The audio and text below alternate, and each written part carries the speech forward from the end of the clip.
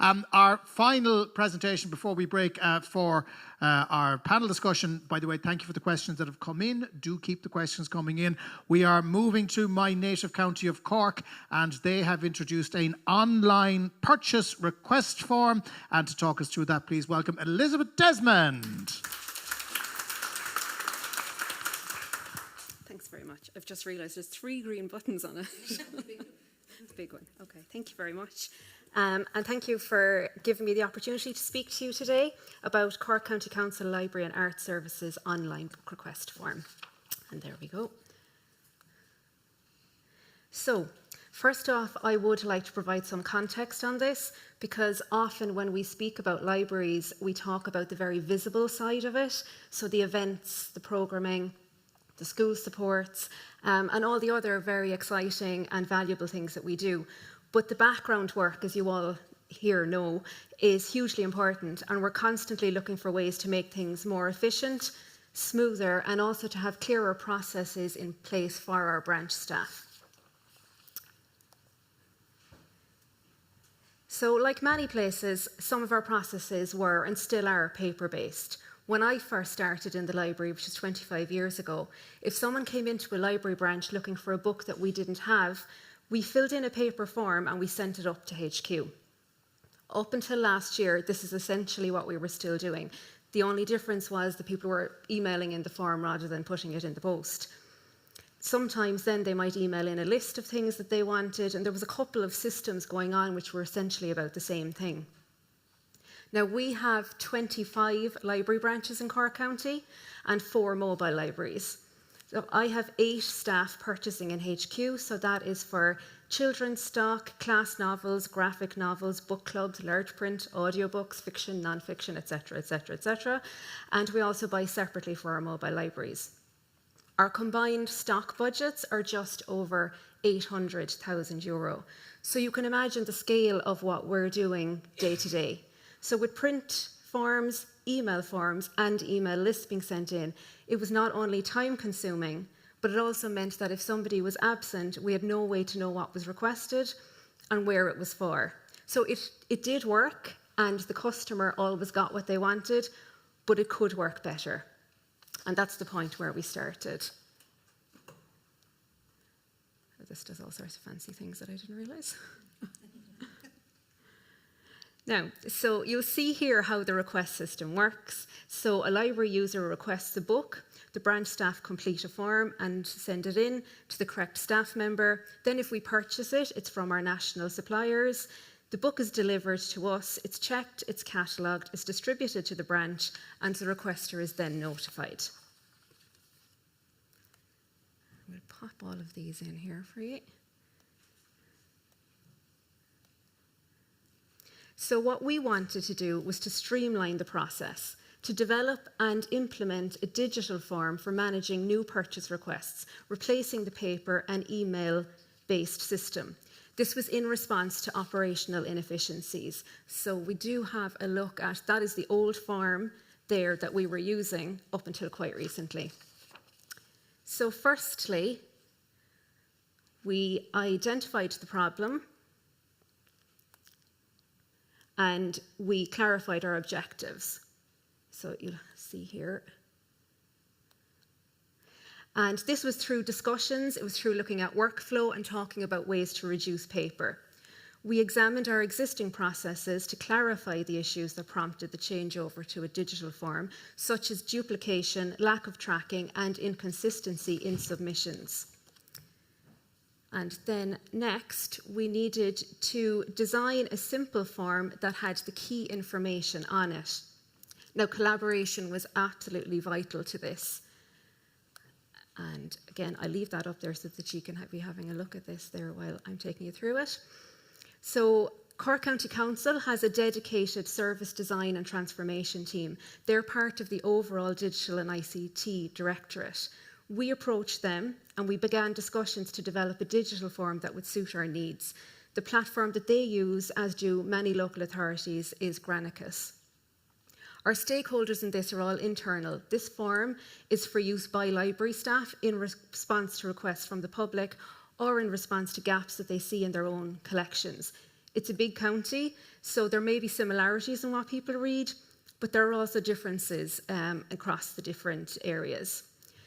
The stock management team communicated with key stakeholders, including the purchasing team, myself as Bibliographic Services Manager, and library branch staff to ensure that specific needs were met.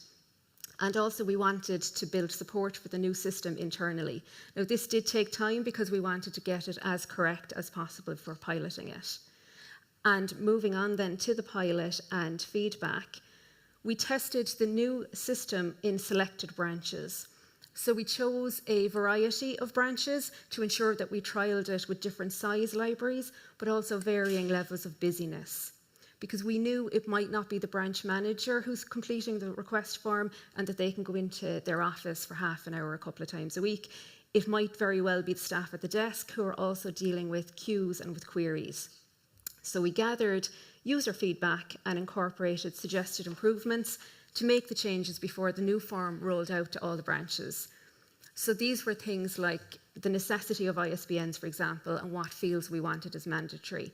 We were fairly flexible with our initial ideas of what would work, and we encouraged and accepted constructive feedback, and then we remained open to changes throughout the process. So the next part then was communication to all staff. Now we did discuss this quite a bit, including how long a lead-in time to give people, but in the end we actually decided to just jump right in and start it immediately. It was ready to go. We had sort of been mentioning it to people. We had written communication prepared for everyone, so there was really no need to wait. So we created clear how-to instructions for staff, which I then disseminated via email to everybody. Now, this was hugely important. Frontline staff are really busy. They need clarity and they need brevity. We also included a summary of why the changes were taking place to help them understand why this process was necessary. We also explained how a more efficient process will help everyone, and we also wanted to encourage engagement with the form. So the email that we sent out told them how to access it, kind of click here, these fields will automatically populate, this is what you put in, hit submit, those kind of things, and that you get a PDF then and copy of it at the end. What we said to them in the email about why are we moving to an online form, it is centralized requests, so all submissions are stored in one place, making it easier for the purchasing team to track and renew requests. Complete and consistent information. The form ensures all necessary details are included and that all are in the same format. Convenience. The request can be made at any staff PC with no need to locate a paper form or a template. Reduction in unnecessary use of paper. And then, very importantly, up-to-date and accurate statistical information. Should move on to the results here.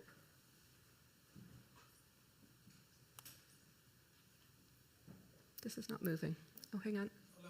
I told you, knocking pegs there is a recipe for disaster. That wasn't me. It's the next one. Great, there we go. At this point, it was out in the world, so to speak, out with our 130 staff members.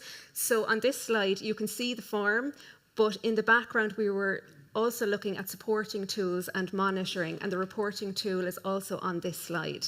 We requested a reporting tool from the team for tracking data, which could reveal trends that influence resource distribution. The reporting can help with decision making at different levels. It allows you to select a date range, a branch location, and a request type, so fiction, non-fiction, children's. At a higher level, the report generated can highlight changes or patterns in the volume of requests. For example, if there's a big increase in requests coming through for children's services, it might show a developing trend, and you might need to review the budget that you've assigned. We actually saw this recently with a West Cork young adult author. There was a huge influx of requests for her books, and it turns out that the first book in that series is being turned into a Prime Video series. So now we know that we need to be buying those because everyone will be looking for them.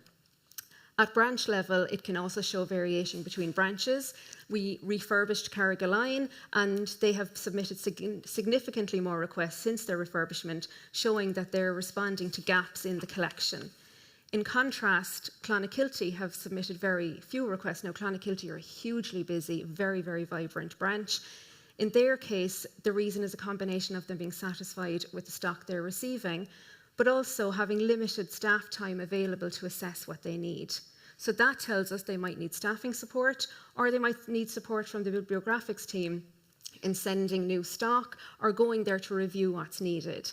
Where something appears out of step with expected trends, it gives us a prompt to check in with the branch to understand the context behind the numbers. From the purchasing side of things, it gives a bit more of an idea of how much time is being spent by purchasers responding to queries from staff. With the old system, it was hard to pull the figures and look at how many requests were coming in, but now we can track it. So we monitored early implementation and conducted informal follow-ups to ensure functionality and to address concerns.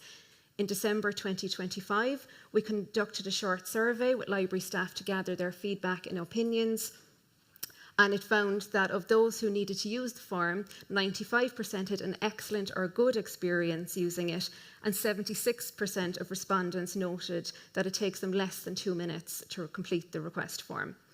The results are streamlined and centralised purchase requests, improving tracking, transparency, and also improving team collaboration. Continuity of purchase requests being received regardless of staff absences or delivery delays or delays with internal post. Increased efficiency because of standardised data inputs. The online form will reduce paper usage in alignment with Cork County Council's long-term sustainability goals, and also provide accurate monthly statistics for informed planning and reporting. So I'm coming to the end now. So the stats. The form went live in July 2025, and from then until the end of the year, we had 1,116 requests. 43.7% adult fiction, 31.5% non-fiction, and 23.3% juvenile. And 1.3% was other, for anyone who's doing very quick sums there. So, our next steps, just to finish up. So this was such a success, we wanted to move on to other things. So Children's Services have been working on a very similar form for use by the teachers to request class novel sets. They've evaluated how much time this will save, and it works out as 570 hours in a year.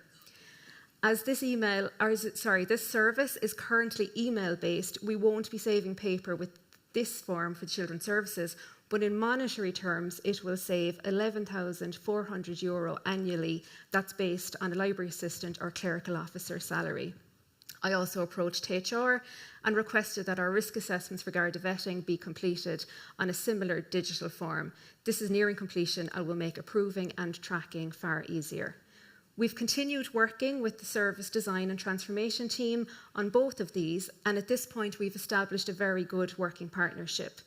Staff on the ground have very real input into valuable changes, and this results in more support for the move away from old processes, as well as very real savings in time and resources. It's a very simple idea, it's very easily replicated, but is also a very clear efficiency in organisational processes. Thank you.